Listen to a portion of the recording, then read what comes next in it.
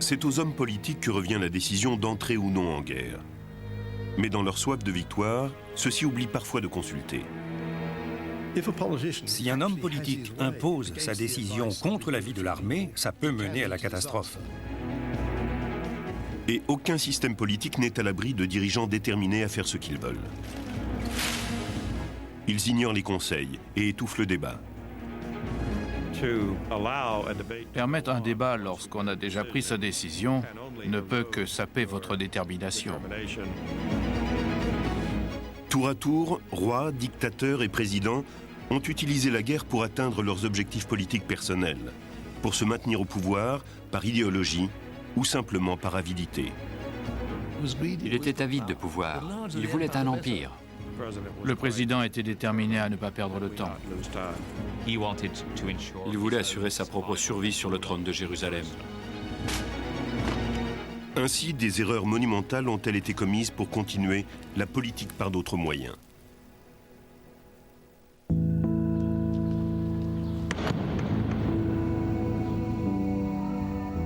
Au XIe siècle, politique rime avec religion.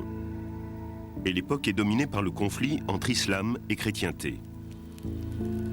L'un comme l'autre revendique la Terre Sainte au nom du droit divin. Forts de celui-ci, les chrétiens vont partir en croisade avec leur armée et traverser la Méditerranée pour massacrer les infidèles. Ils sont venus au nom de Dieu parce qu'ils pensaient que ces massacres permettraient à chacun d'entre eux de trouver la rédemption. La violence devait leur ouvrir les portes du royaume des cieux.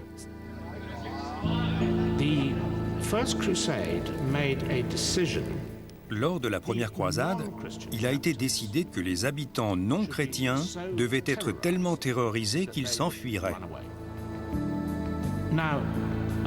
Et cette politique de purification ethnique a atteint son paroxysme avec le pillage de Jérusalem. Ce fut un véritable massacre. Les hommes à cheval pataugeaient dans le sang. Ils en étaient éclaboussés.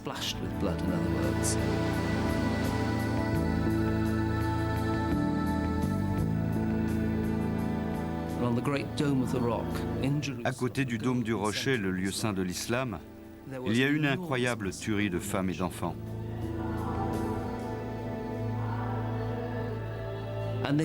Et sur le dôme, ils ont installé une grande croix en or, symbole de leur puissance.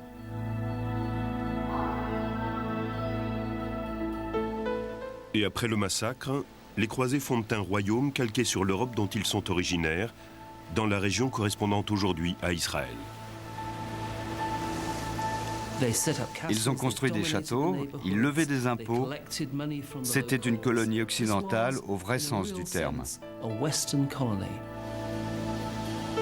Ce royaume féodal est divisé entre de puissants seigneurs qui ont un pouvoir absolu sur leurs terres. À l'intérieur de leur domaine, ils avaient l'autorité suprême.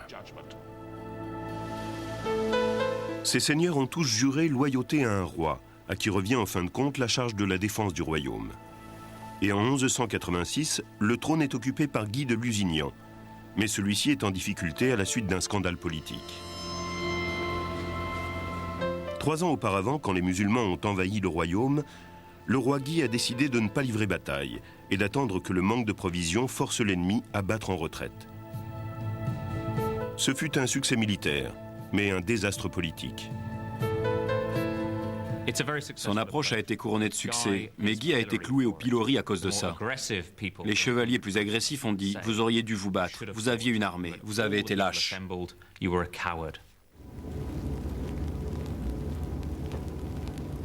Si de nos jours, la corruption peut porter gravement atteinte à la crédibilité d'un responsable politique, au XIIe siècle, il est tout aussi honteux d'être accusé de lâcheté. Si un roi était accusé d'être lâche, c'était un crime extrêmement grave.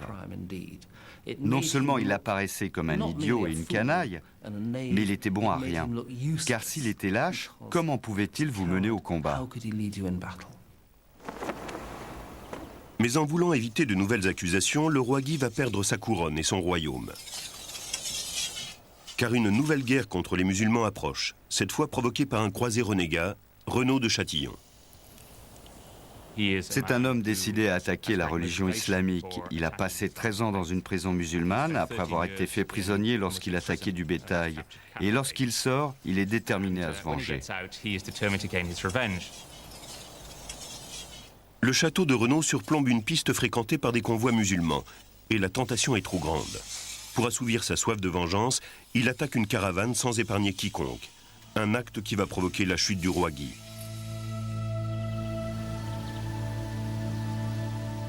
Pour les musulmans, cette attaque est un acte de guerre.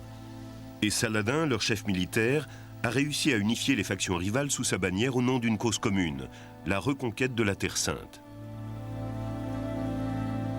Mais il lui faut maintenant tenir sa promesse, sinon son alliance risque de se dissoudre.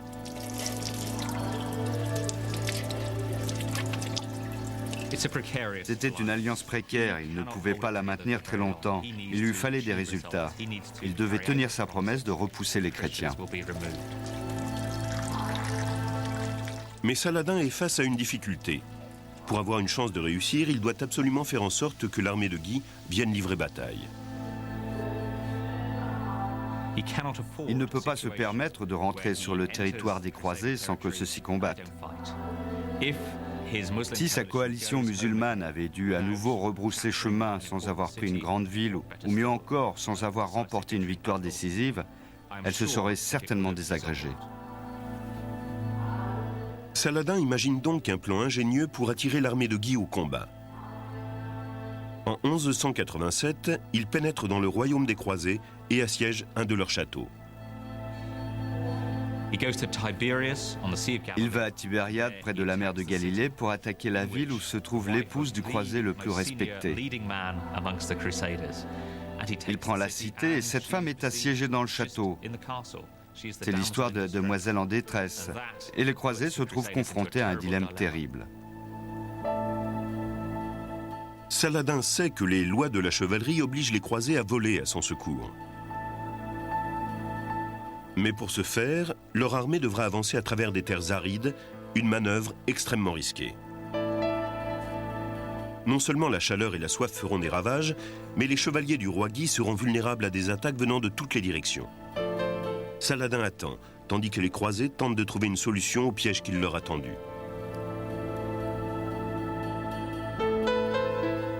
Que doivent-ils faire? Doivent-ils attendre ou réagir?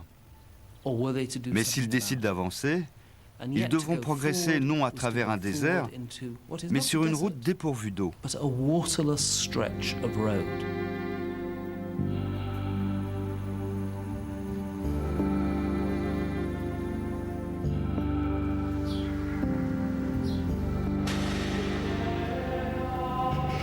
C'est au roi Guy que revient la responsabilité de décider si l'armée des croisés ira ou n'ira pas.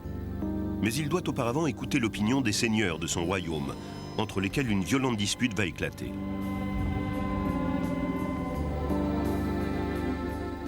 Gérard, le plus puissant des chefs militaires, est résolument décidé à attaquer les musulmans. Selon lui, la Terre Sainte doit être défendue à tout prix. Ce royaume est enflammé par le désir de vaincre l'islam et d'agrandir sans cesse le royaume de Dieu. En termes politiques, cela signifie que certains ont des visées expansionnistes. Nous devons perpétuellement être en guerre contre l'islam.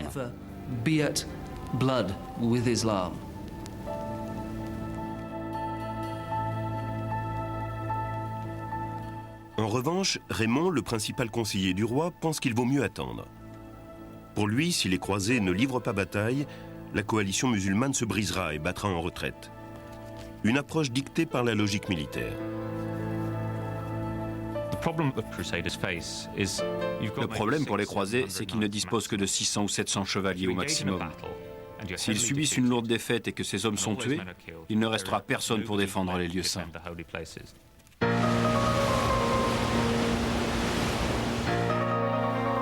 Le roi Guy convoque ses seigneurs à un conseil de guerre. C'est l'occasion pour lui d'écouter l'opinion de chacun. Faucon et Colombe avanceront leurs arguments pour savoir s'il convient ou non de livrer bataille aux musulmans. Et le roi prendra ensuite sa décision. Les Faucons espèrent évidemment affronter les musulmans pour bouter Saladin hors de leur territoire. De leur côté, les colombes ont une approche plus modérée. Si nous sommes vaincus, le royaume s'effondrera.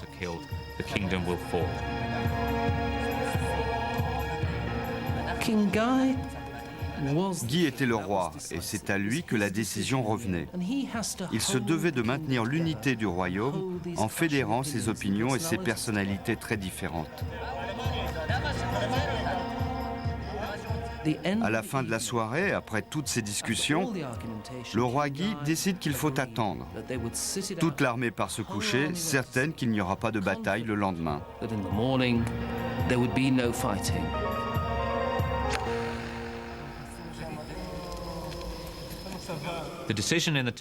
La décision prise lors de la première réunion, c'est qu'il ne faut pas combattre. Les colombes ont gagné. C'est une décision objective fondée sur la stratégie militaire. Mais plus tard dans la nuit, le roi Guy commence à douter de sa décision. Il tient une nouvelle réunion, mais cette fois en tête-à-tête avec Gérard, le seigneur de la guerre, toujours déterminé à passer à l'attaque. Et celui-ci avance un argument politique.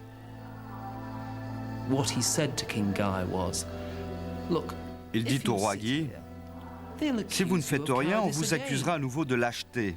Et quand Saladin sera parti, vous serez un roi dévalorisé. Pourquoi refuser le combat?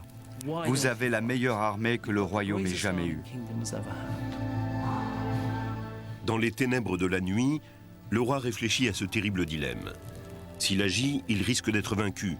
Mais s'il ne fait rien, l'accusation de lâcheté pourrait lui coûter son trône. Finalement, il va ordonner à son armée d'aller au combat et choisit ainsi de poursuivre la politique par d'autres moyens. Car à travers la guerre, c'est sa propre survie politique qu'il cherche à assurer. Guy a pris une décision politique. Il voulait assurer sa propre survie sur le trône de Jérusalem. Et en prenant cette décision, il s'est écarté de la sagesse militaire de l'époque.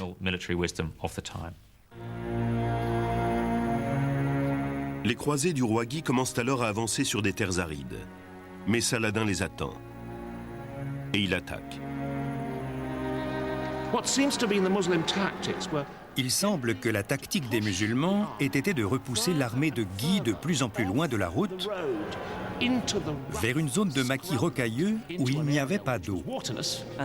Et à chaque pas, les hommes transpirent jusqu'à la mort. Donc la tactique de Saladin est d'encercler l'armée de Guy, de la harceler pour lui rendre le voyage plus difficile, et il déclenche des incendies.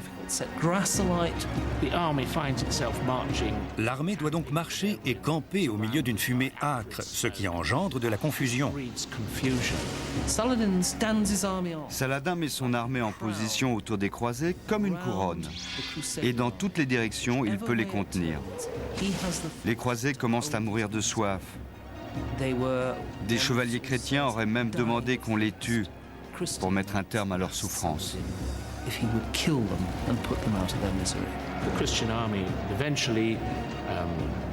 L'armée chrétienne arrive finalement à un endroit où se dressent deux petites collines appelées les cornes de Hattin. Et là, c'est la fin. L'armée des croisés est anéantie. Saladin libère la demoiselle en détresse et ses troupes déferlent sur la Terre Sainte, atteignant finalement Jérusalem, où les croisés avaient imposé leur règne avec tant de violence seulement un siècle auparavant.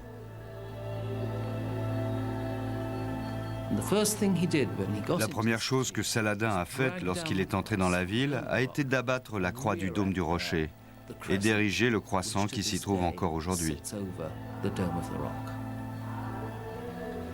Les conséquences de la bataille de Hattin ont été catastrophiques. En tentant de préserver son trône, le roi Guy a perdu son royaume. La continuation de la politique par d'autres moyens a ainsi causé sa perte. Les politiques prennent des décisions à la lumière de leurs propres intérêts, qui bien souvent n'ont aucun rapport avec les moyens ou la puissance militaire. Des siècles plus tard, un autre dirigeant va entraîner son pays dans la guerre. Lui aussi a ses propres objectifs politiques, mais cette fois il s'agit purement et simplement de soif du pouvoir. Benito Mussolini va ainsi mener l'Italie vers un désastre militaire historique. combattenti di terra, di mare, dell'aria, camicie nere della rivoluzione e delle legioni, il tuo coraggio, il tuo valore. Dans les années 30, Mussolini est maître de l'Italie fasciste et la gouverne d'une main de fer. Il était responsable de tout. Il était Premier ministre, Duce du fascisme, ministre de la guerre, de l'aviation, de la marine, tout à la fois.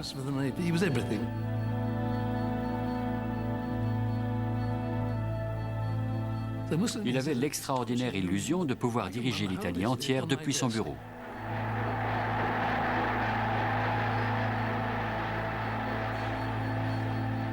Mais les ambitions politiques de Mussolini vont au-delà du pouvoir absolu dont il jouit dans son pays. Il veut se bâtir un empire. Il cielo della nostra patria.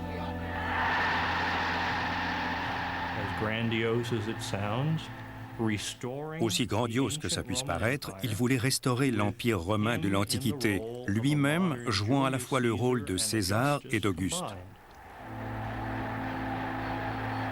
C'est le pouvoir qui excitait son avidité. Et donc il voulait un empire le plus grand possible. Mais dans l'État mussolinien, le gouvernement est loin d'être aussi efficace que l'image flatteuse présentée au monde extérieur. La préparation de la machine de guerre italienne, élément crucial du rêve expansionniste du dictateur, est pour le moins approximative. L'un de ses généraux a raconté lui avoir montré les plans de 4 modèles de blindés. Mussolini a fait semblant de les étudier très sérieusement pendant un quart d'heure et finalement il a dit « Nous construirons celui-ci », alors que le choix d'un tank c'est très compliqué et technique. Ce tank n'a jamais fonctionné correctement, mais ça ne faisait rien. Le Duce avait l'air d'agir et tout le mérite lui revenait, alors qu'en fait il n'avait rien fait et les préparatifs de guerre étaient insignifiants. La Seconde Guerre mondiale approchant, l'occasion se présente soudain pour Mussolini de réaliser son rêve d'empire. Adolf Hitler s'offre comme un allié naturel. Et en prenant parti pour la puissante Allemagne, l'Italie pourra sans doute obtenir de nouveaux territoires. Mais Mussolini sait que s'il entre en guerre avec une armée aussi mal préparée, il risque la défaite. Il décide donc de mener une politique d'attentisme pour voir quel camp va l'emporter. Mussolini est arrivé à la conclusion que cette guerre allait s'éterniser année après année et qu'il y aurait peu de mouvements jusqu'à ce que l'un des belligérants s'effondre d'épuisement. Et à ce moment-là, les Italiens entreraient en guerre du côté des vainqueurs. Pour lui, ça ne pouvait pas se produire plus tôt que lors de la guerre précédente. Les hostilités avaient commencé en 1939 et c'était donc en 1942, 1943 ou même 1944 que le moment viendrait.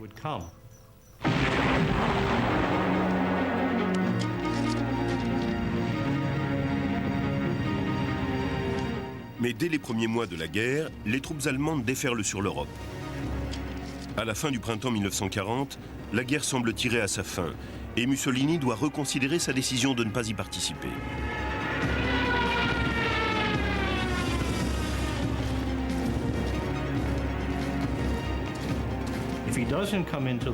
Si Mussolini n'entre pas en guerre au printemps 1940, les Allemands vont tout rafler et il ne restera rien pour l'Italie. C'est une occasion unique qui ne se présente que tous les 100 ans, voire tous les 1000 ans. Ils doivent donc absolument en profiter.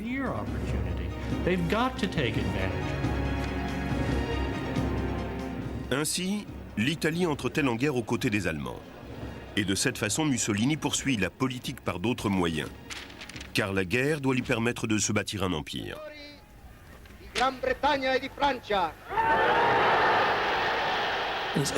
C'est seulement lorsque les Français étaient à 4 jours de demander l'armistice que Mussolini leur a déclaré la guerre. C'est incroyable.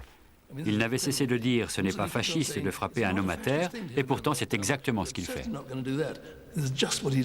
All'Italia, all'Europa, al mondo. La Grande-Bretagne se bat désormais pour sa survie et Mussolini a des visées sur ses colonies. Une cible facile, même pour une armée italienne inférieure.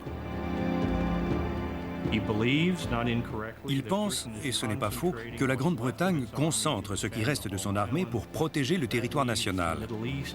Donc le Moyen-Orient, et l'Égypte en particulier, restent sans défense.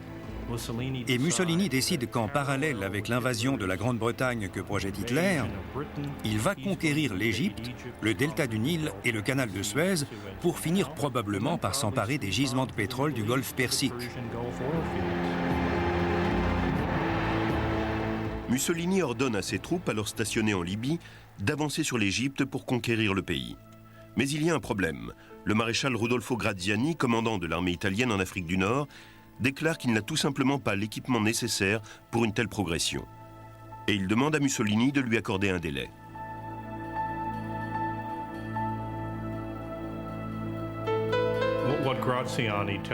Graziani dit à Mussolini qu'il n'a pas les véhicules motorisés nécessaires pour déplacer son armée.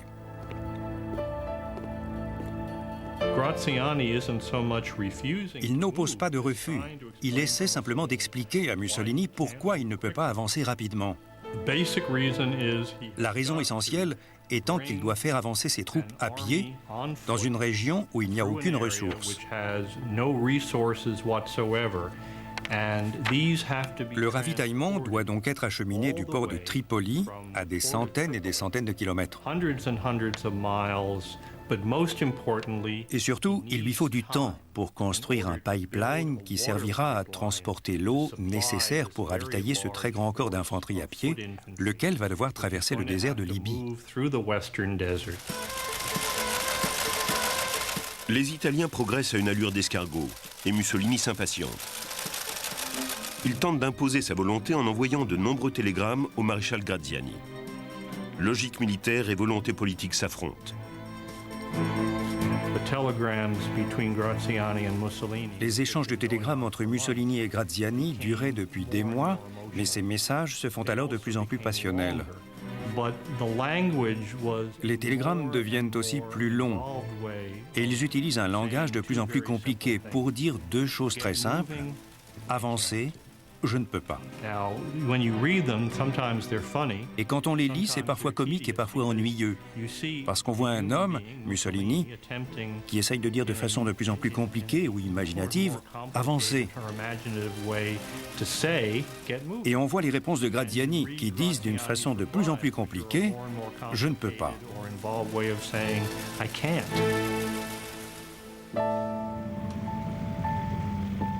Mais l'Angleterre tient face aux Allemands. Et en septembre 1940, elle envoie des renforts en Afrique du Nord.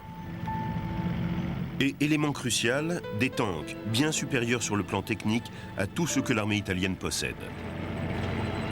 Les Britanniques savent que le désert est un terrain idéal pour les tanks et sont donc prêts à mener une guerre de tanks. Mussolini, lui, n'a pas pris la peine d'envoyer des tanks en Afrique du Nord. Il a seulement une énorme armée qui doit traverser le désert à pied pour aller en Égypte. Poussé par son rêve d'empire, Mussolini reste pourtant convaincu que l'armée italienne peut l'emporter et continue à presser Rodolfo Graziani d'avancer.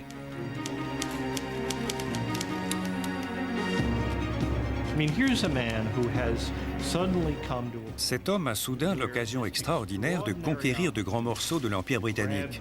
Donc, c'est impossible pour lui de dire « je ne peux pas le faire, mon armée est mal préparée, je n'ai pas l'équipement nécessaire, mes tanks sont désespérément inférieurs ». C'est impossible. Il lui faudrait renoncer au rêve de toute une vie. C'est comme si on demandait à Mussolini de changer sa nature profonde juste au moment où tout ce qui fait son caractère le pousse dans la même direction. Il ne peut pas renoncer à son rêve d'empire. En décembre 1940, les Italiens campent en Égypte, à Sidi Barrani. Pour Mussolini, il n'y a plus à hésiter.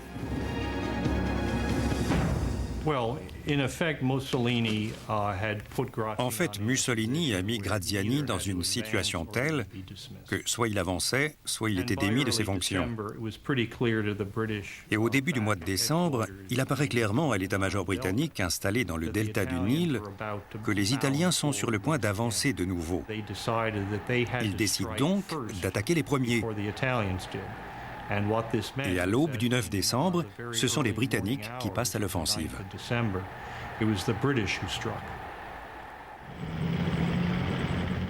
300 000 Italiens font ainsi face à une armée de seulement 32 000 hommes. Mais les troupes britanniques sont plus mobiles et vont mettre à profit les faiblesses de leur adversaire lors de la bataille de Sidi Barrani. Ils utilisaient des véhicules motorisés pour se déplacer, ce qui signifiait qu'ils pouvaient aller plus vite et plus loin que des hommes à pied. Donc les Britanniques pouvaient prendre des raccourcis pour couper constamment la route aux Italiens. Ils les dépassaient et installaient un barrage sur leur chemin, de sorte que les Italiens étaient pris au piège. S'affrontaient là deux vitesses différentes, deux façons de penser et de communiquer différentes. Dépassée sur le plan tactique et prise de vitesse, l'armée mussolinienne va subir une série de défaites.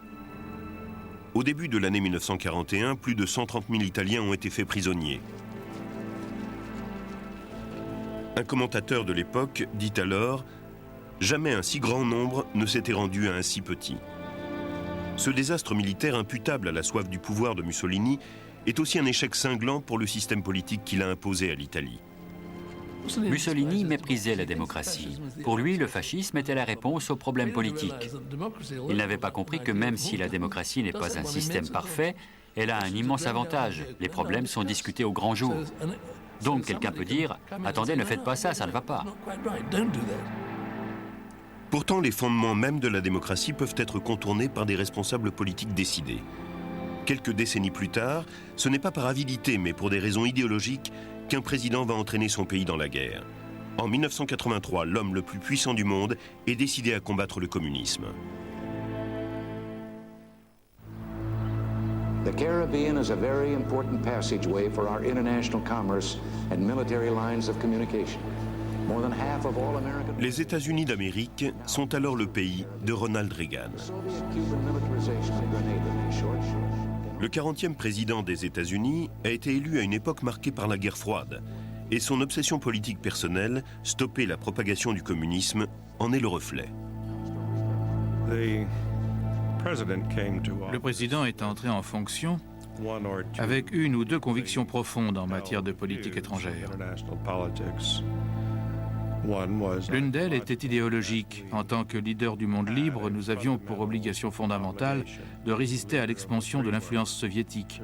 Le président était déterminé à ce que le communisme ne continue pas à s'étendre alors qu'il était au pouvoir. Et en 1983, l'attention de Ronald Reagan se tourne vers la Grenade, un État marxiste. Cette ancienne colonie britannique compte parmi les plus petites îles de l'archipel des Caraïbes. Les Cubains y construisent alors un aéroport que les autorités américaines considèrent comme une rampe de lancement pour l'influence communiste dans les Caraïbes. Une menace dans leur chasse gardée. At the southern end of the Caribbean chain, the Cubans, with Soviet financing and backing, are in the process of building an airfield with a 10,000-foot runway. The rapid buildup of Grenada's military potential is unrelated to any conceivable threat to this island country of under 110,000 people. Les autorités de la Grenade affirment que cet aéroport, financé entre autres par la Finlande et le Royaume-Uni, servira exclusivement à développer le tourisme sur l'île. 17 pays ont participé au financement de l'aéroport. Dès le début, les Cubains ont dit « Nous pouvons fournir des matériaux, de la main-d'œuvre, des ingénieurs à hauteur de 40% du projet. Le reste, à vous de le trouver. » Le gouvernement invite des journalistes occidentaux à visiter cet aéroport civil. Ici, on ne comprend pas pourquoi l'Amérique en a tant fait pour obtenir ces photos par satellite, alors que tout le monde peut venir photographier à loisir sur place.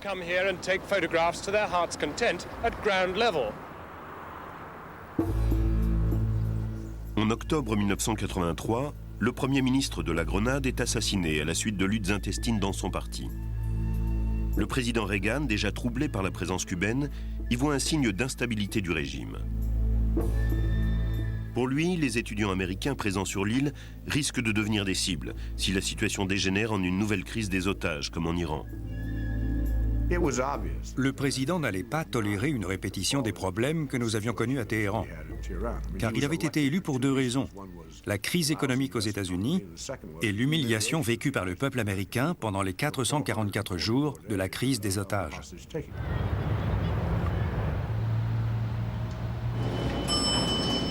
Pourtant, selon le docteur Georges Albert, alors étudiant en médecine sur l'île, cette sensation de danger imminent n'est qu'une illusion.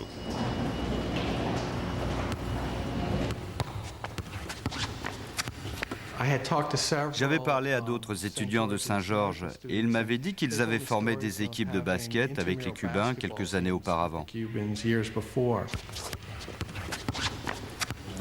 n'ai jamais eu l'impression que les Cubains étaient menaçants. Personnellement, j'ai cohabité avec eux sur cette île et ils ont fait leur boulot pour construire la piste. La grande question, c'est de savoir si nous étions en danger. Et je pense sincèrement que je ne courais aucun danger.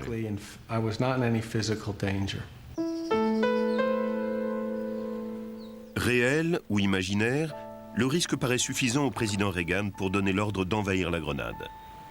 C'est un acte de guerre.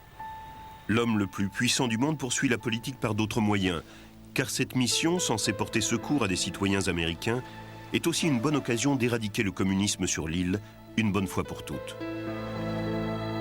It was a Soviet-Cuban colony being readied as a major military bastion to export terror and undermine democracy. L'invasion est baptisée Opération Furie Urgente et elle est confiée au vice-amiral d'escadre Joseph Metcalfe. Le président a dit: vous n'auriez pas un amiral à 3 étoiles qui puisse s'en occuper? Et ils ont répondu: mais si, bien sûr, le commandant de la 2e flotte, c'est sur son territoire. Et hop, je me suis retrouvé à la tête de l'opération. I ordered a flotilla of ships to circle south on a course that would put them somewhere in the vicinity of Grenada in case there should be a need to evacuate our people.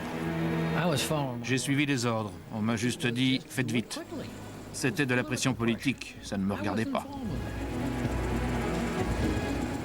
Fort de sa volonté de balayer le communisme à la Grenade, le président Reagan souhaite que l'invasion ait lieu rapidement. Cela afin d'éviter le débat sur la question politique la plus importante qui soit, celle de l'entrée en guerre de son pays.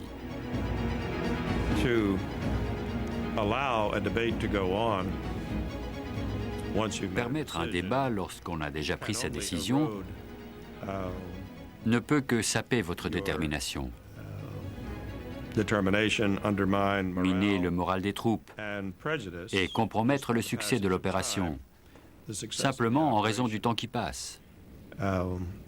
Il voulait aller aussi vite que possible pour éviter ça. It was a Soviet-Cuban colony being readied as a major military bastion to export terror and undermine democracy. We got there just in time. Le président Reagan, à la tête du pays qui se veut la plus grande démocratie au monde, réussit ainsi à étouffer le débat. Et les responsables politiques américains apprennent la nouvelle par la télévision.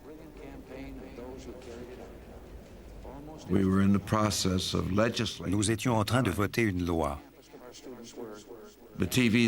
Les télés étaient allumées et nous avons vu un flash d'information.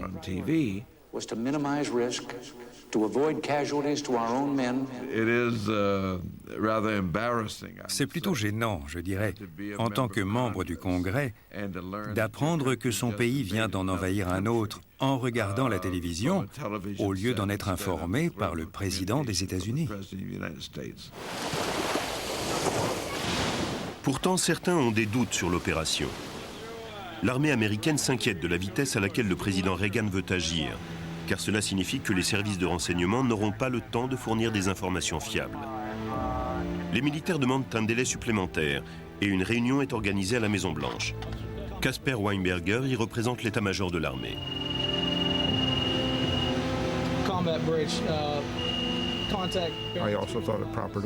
Je pensais qu'il fallait prévenir le président que nous risquions d'avoir des pertes. On allait devoir avancer très vite, sans disposer des renseignements normalement nécessaires. Dans l'idéal, on aurait voulu une semaine de plus pour nous préparer et faire venir plus de troupes. L'armée s'inquiétait du manque de renseignements. Et lorsque le capitaine Weinberger a demandé plus de temps, En réaction, le président s'est montré de plus en plus brusque avec le Pentagone, en disant « Nous devons agir ».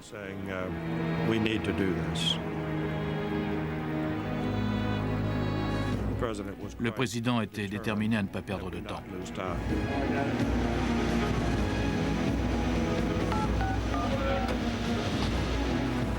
Sous la pression politique, les SEALs, commandos marines américains, sont envoyés en reconnaissance pour recueillir des renseignements.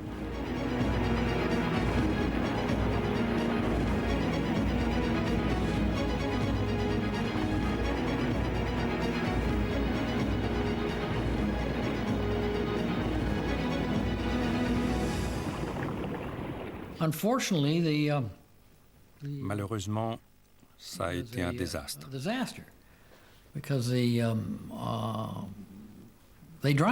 Ils se sont noyés, on les a largués et ils ont coulé à pic.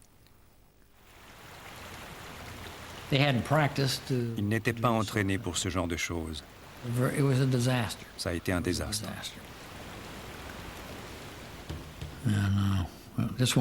Encore une fois, c'est la confusion de la guerre. Ces pertes en vies humaines ont donné à réfléchir au président. Mais il a dit « Il faut continuer, il faut agir et le plus tôt sera le mieux ».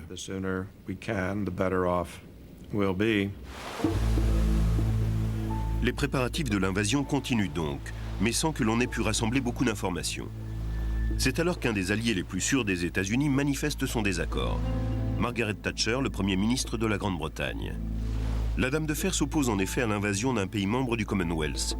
Ronald Reagan et Margaret Thatcher entretenaient de très bons rapports jusque-là, mais la perspective de la guerre devient un sujet de discorde. Le Premier ministre a durement critiqué l'opération et a vraiment insisté pour que le président change d'avis en disant « Ronald, vous devez reconsidérer la question ». Le président était ébranlé.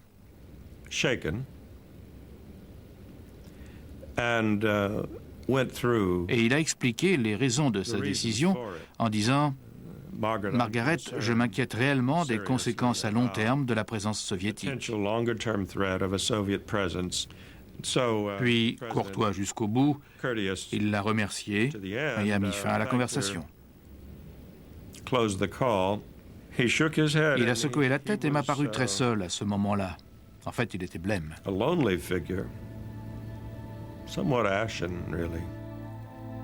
Mais ça ne l'a pas mené à changer sa position ou à retarder l'opération. Et il a dit, dites au chef de l'état-major d'y aller. Adieu va.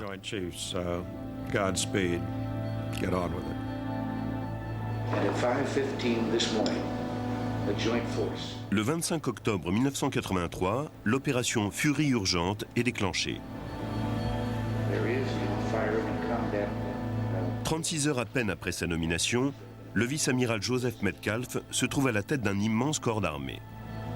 Il dispose de 7300 hommes, de dizaines d'avions de chasse et de 15 navires de guerre. Par contraste, la Grenade n'a même pas de marine. Pourtant, la puissance des forces américaines ne peut cacher leur manque de préparation. En particulier pour ce qui concerne les cartes. L'état-major utilise des vieux plans pour touristes distribués gratuitement dans des stations-service. Les cartes utilisées étaient des cartes Esso. Et Esso est devenu Exxon il y a très longtemps. Ça vous donne une idée de leur âge. La carte utilisée sur mon navire datait de 1895. Donc nos informations sur la topologie du pays n'étaient pas bonnes. Mais on s'est débrouillé.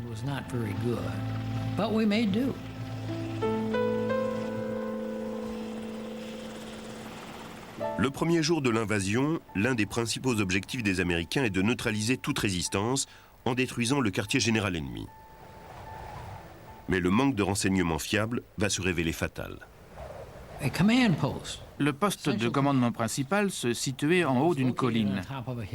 Et il se trouve qu'en haut de cette colline, il y avait aussi un hôpital. C'est une des nombreuses choses dont nous n'étions pas informés. Cet hôpital n'apparaissait sur aucune de nos cartes.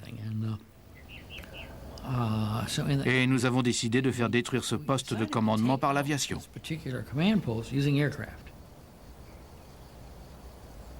L'attaque est un désastre. Au lieu de frapper le poste de commandement, les Américains bombardent l'hôpital, tuant 17 civils. Tout le monde courait dans tous les sens. Certains étaient en sang. Et je me souviens qu'il y avait 2 infirmières. L'une d'elles est venue me voir et a dit « Mon Dieu, vous avez vu tous ces morts ?»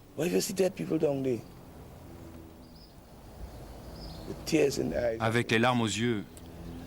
Et j'ai dit « Je suis désolé, c'est le prix de la guerre. » Mais nous n'avons attaqué personne. Nous avons été attaqués par une armée étrangère.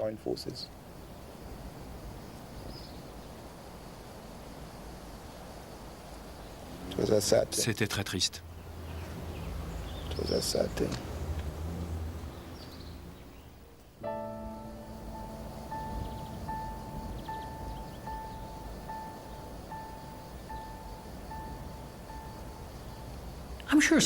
Quelqu'un savait sûrement que cet hôpital était là.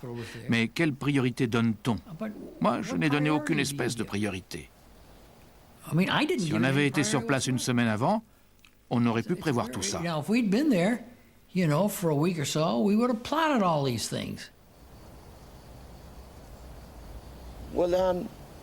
Ça correspond aux façons de faire des Américains. Ils se trompent toujours. Toujours. L'invasion continue et les erreurs se multiplient. Un autre des objectifs déclarés des Américains est de secourir le gouverneur général britannique. Durant l'invasion, celui-ci reste ici, dans sa résidence officielle. Mais dans la confusion générale, les militaires américains ignorent où le trouver. Le secrétaire d'État à la défense de l'époque le croit en prison. On nous a dit qu'il était en prison. Et il a envoyé un mot pour dire qu'il était en prison. Donc nous avions toutes les raisons d'y croire.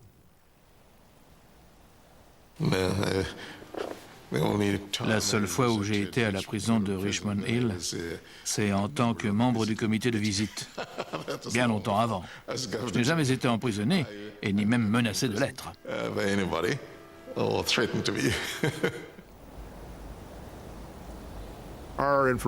D'après nos informations, et d'après ce que disait sa lettre, il était retenu en captivité dans une prison. Et l'un de nos premiers objectifs, après avoir libéré les étudiants, était d'aller le libérer, si je me souviens bien. Mais il n'était pas en prison. Il croyait l'être. À mesure que l'invasion progresse, la confusion ne fait qu'augmenter. L'objectif déclaré de l'opération est de secourir les étudiants américains présents sur l'île. Mais aucune preuve ne vient confirmer qu'ils sont en danger, et personne ne sait où les trouver. Le fait est que personne ne savait où ils étaient. Quand on a débarqué, on pensait qu'ils étaient logés près de l'aéroport. Et effectivement, il y avait un campus près de l'aéroport. Mais il y avait aussi un autre campus du nom de Grant Anderson dont on ne savait rien. Dans la confusion générale, les Américains vont tirer sur ceux-là même qu'ils sont censés secourir. C'est du moins ce qui apparaît aujourd'hui. La résidence universitaire donnait sur le front de mer. Et le mur de ce côté-là était criblé d'impacts de balles. Et je me souviens que des étudiants avaient dit qu'ils se trouvaient dans la résidence pendant une fusillade. La grenade n'avait pas de marine. Donc quand on voit des impacts de balles du côté de la mer, on se dit que ce n'étaient pas les grenadins ni les Cubains. Ça ne pouvait être que l'armée américaine qui tirait dans cette direction.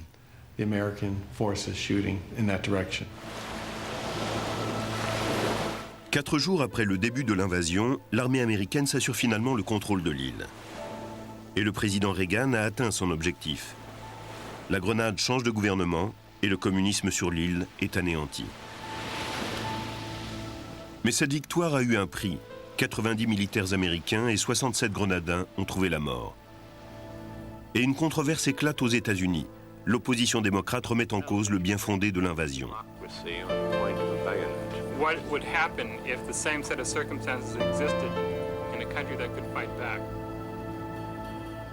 Louis Stokes, membre démocrate du Congrès, fait partie des contestataires.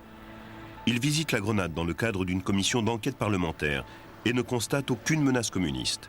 L'aéroport est effectivement destiné à développer le tourisme, comme les Grenadins l'affirmaient depuis le début. Louis Stokes déclare alors que le président américain a réagi à une menace communiste qui n'existait pas. Ce qui s'est passé, c'est que sous de faux prétextes, nous avons envahi cette petite île alors qu'elle ne représentait aucune menace pour les États-Unis, d'aucune façon.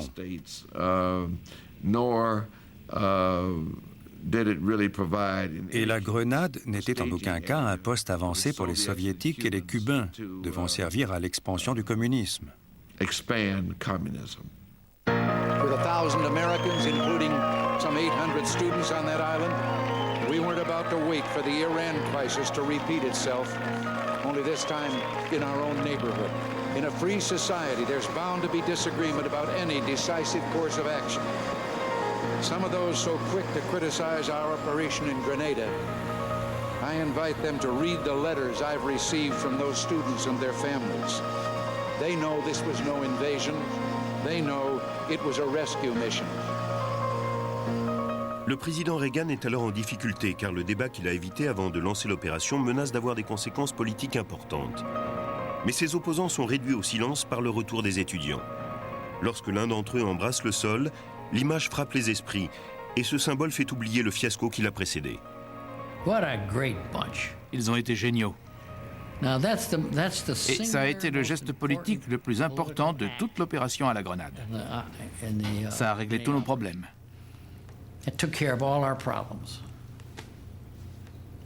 On a oublié les blessés à l'hôpital, le feu fratricide. N'était plus un problème. La Grenade n'était pas une opération militaire, mais politique.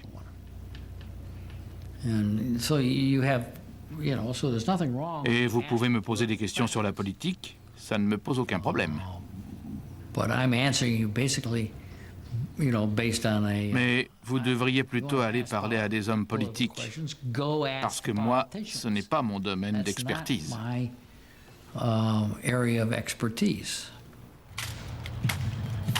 Pour le président Reagan, l'invasion de la Grenade se révèle donc finalement être une réussite, reflétée dans les 30 000 décorations militaires décernées à cette occasion. De fait, l'opération a une signification historique, car c'est l'engagement le plus important de troupes américaines depuis la guerre du Vietnam. 20 ans après cette défaite, le message envoyé par le président Reagan au monde entier est clair. Il ne se laissera pas faire. Il ne fait aucun doute que cette intervention, cette invasion, quel que soit le nom qu'on lui donne, a marqué un tournant dans la politique étrangère américaine. C'était pas un cow-boy californien, il était sérieux. Il n'allait pas se contenter de faire « wouhou », il allait agir. Et je pense que beaucoup de gens en doutaient auparavant.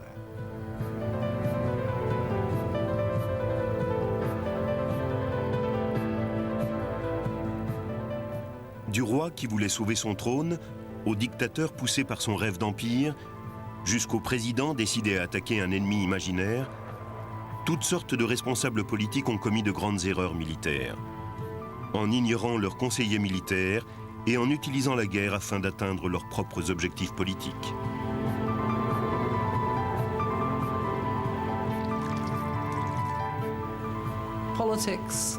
La politique a ses impératifs et les militaires sont en fin de compte les créatures des politiques. Les militaires ont des compétences et ils peuvent donner des conseils. Mais au final, ce sont les politiques qui décident. Et très souvent, ils confient aux hommes sur le champ de bataille des tâches impossibles.